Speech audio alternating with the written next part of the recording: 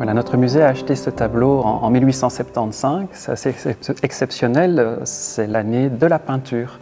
Okay. Et en même temps que ce tableau arrive dans notre collection, deux artistes entrent au musée. Évidemment l'auteur de l'œuvre qui s'appelle Alfred Kleusener, mais aussi ce petit artiste qu'il représente, là, effondré dans ce fauteuil bien moelleux.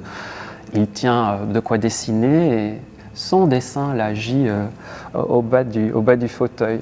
Ce qui est assez amusant, c'est que par la suite, ce tableau qui s'appelle Une vocation trouvera son titre confirmé parce que c'est le portrait du fils du peintre, mais qui deviendra peintre et sera le papa d'un peintre.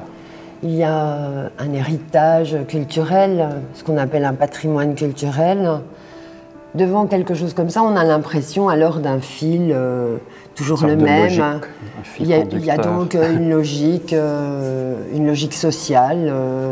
Or, on se rend compte dans l'histoire de l'art que c'est faux.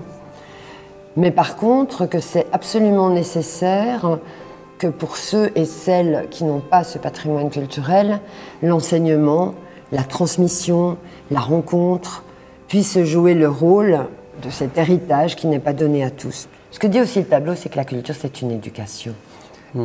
On est ici un peu avec le contraste aussi, un enfant qui n'a pas entamé encore la formation de l'époque pour devenir un artiste comme son papa qui est passé par les académies, possède un solide métier réaliste, a voulu rendre honneur aussi bien à la bottine du gamin qu'aux franges du coussin. Mais il y a aussi cette spontanéité qui est peut-être la chose la plus précieuse finalement de ce tableau, sinon un peu ronronnant, un petit peu plus classique. Il y a quelque chose de très émouvant et en même temps d'un peu triste, mais on peut aussi interpréter le regard de l'enfant comme allant plus loin que ce qu'on attend de lui. Peut-être qu'il est, sans s'en rendre compte, en train d'inventer une autre forme d'art, peut-être tout simplement, une autre attitude face à la création. Et là, c'est la beauté du titre, une vocation, c'est tout le potentiel qu'il y a dans à la fois la fatigue, le refus ou au contraire. Voilà. Mais si on revient à ce titre, une vocation. Moi, par exemple, je suis une fille d'exilé. Donc, je suis artiste, mais je n'ai absolument rien reçu au départ dans mon milieu familial qui me prédisposait à ça. Donc, c'est parce que j'ai eu un professeur extraordinaire qui m'a ouvert au théâtre que je suis devenue femme de théâtre et autrice. C'est pour ça que j'insiste, d'abord parce que la culture et l'enseignement, c'est quelque chose d'absolument fondamental, auquel tout le monde a droit, mais aussi parce qu'il faut dégager, surtout ceux qui viennent après nous, dégager de l'idée que si on n'est pas dans un certain milieu, on n'y arrivera pas. C'est faux, absolument faux. Et c'est pour ça que c'est si important d'ouvrir les musées, d'ouvrir les théâtres, de pratiquer des prix démocratiques qui permettent alors aux gens de se nourrir sans que cette nourriture dépende de leur capital financier et culturel. C'est ce que l'enfant nous dit, je crois. Enfin, moi, c'est ce que j'ai envie d'entendre. Ce qu'on partage avec toi, en tout cas.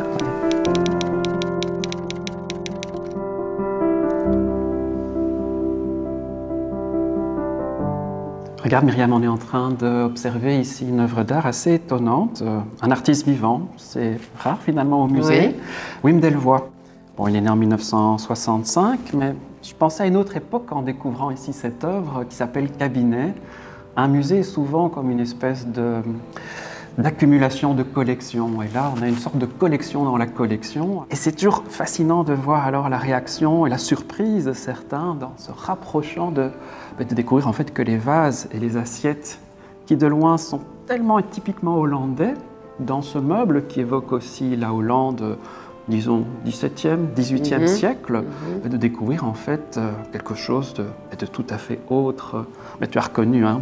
Alors on voit effectivement des bonbonnes de gaz, des scies circulaires, réinterprétés. Voilà, et qui remplacent des objets tellement banals. Et qui remplacent des objets... Donc il y a une interprétation. Le bon mauvais goût finalement ici, de tester un petit peu les codes. Oui, on est un peu à la limite. Voilà. Alors, de jouer sur la parodie, le kitsch, la surprise, pour réveiller le regard. En fait. Tout à fait. Raconte-moi un peu, parce qu'on dit c'est hollandais, mais c'est plutôt Oui, chinois aussi. oui, Wim Delvoye joue avec les codes et c'est vrai que j'imagine, hein, il aurait vu ce genre de décor, ces vaisselles qui étaient réalisées en Hollande au XVIIe, les vaisselles et céramiques de Delft, qui imitaient les précieuses porcelaines de Chine. Voilà, okay. On cherchait à percer les secrets en fait de cette porcelaine et donc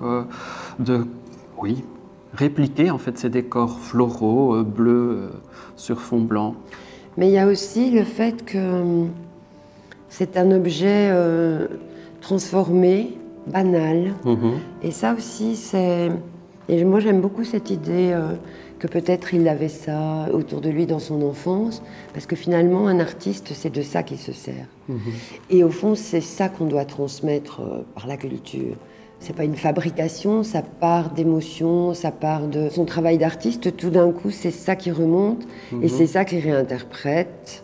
Un élément déclencheur, mais ensuite qui va peut-être explorer d'autres questions plus graves, où là, la culture, tout d'un coup, fait que, ben oui, on s'intéresse à ce que ça imite. Mais c'est aussi intéressant parce que j'ai appris que le meuble qui présente tout cela a été produit par les soins de Wim Delvoye en Indonésie.